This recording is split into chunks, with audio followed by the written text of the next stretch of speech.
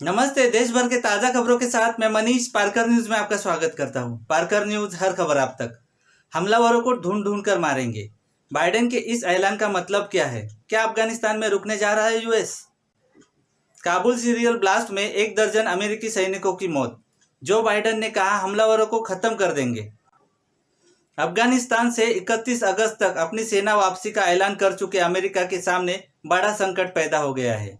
राष्ट्रपति Joe Biden ने 11 सितंबर से पहले किसी भी कीमत पर सभी सैनिकों को वापस बुलाने की बात की थी, लेकिन अब काबुल में हुए आतंकी हमले में कई अमेरिकी सैनिकों की जान चली गई है, जिसके बाद अमेरिका के राष्ट्रपति को अपने ही फैसले और प्लान पर फिर से विचार करना पड़ सकता है।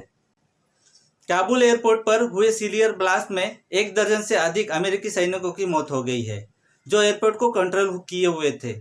इस हमले के बाद अमेरिकी राष्ट्रपति जो बाइडेन ने देश को संबोधित किया और आतंकियों को चुनौती देते हुए कहा कि हमला करने वालों को ढूंढ ढूंढ कर मारेंगे, किसी को छोड़ेंगे नहीं। ऐसे में अब यह सवाल भी खड़ा हो रहा है कि क्या अमेरिका एक बार फिर 31 अगस्त के बाद भी अफगानिस्तान में रुकने का मन बना लिया है, क्योंकि अब सिर्फ रेस्क्यू ऑपरेशन की बात नहीं है, अब बात बदला लेने तक पहुंच गई है। काबुल में हुई आतंकी हमले के बाद अमेरिकी राष्ट्रपति जो बाइडेन ने व्हाइट हाउस के सिचुएशन मीटिंग रूम में एक मीटिंग की। इसके बाद उन्होंने देश को संबोधित किया। जो बाइडेन ने साफ किया है कि हम तुम्हें भूलेंगे नहीं, हम तुम्हें ढूंढेंगे और इस हमले की सजा देंगे।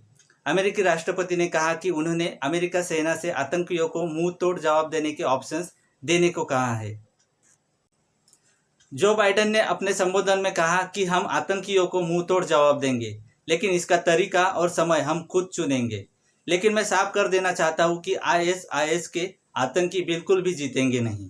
काबुल एयरपोर्ट पर यह हमला तब हुआ है जब अमेरिका की अफगानिस्तान छोड़ने की हेडलाइन 3 दिनों की दूरी पर है।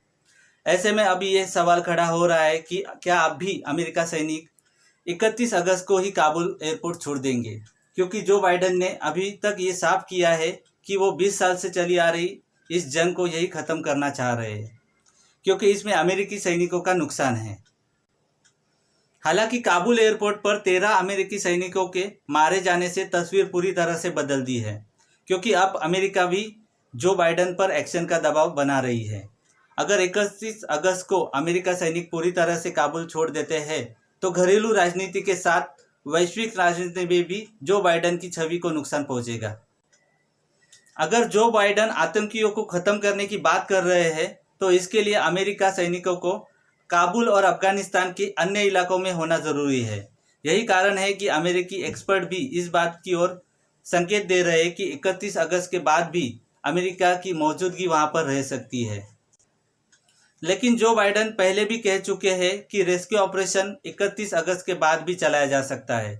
ऐसे में हर किसी की नज़रें अमेरिकी राष्ट्रपति जो बाइडेन के फैसले पर टिकी है। धन्यवाद।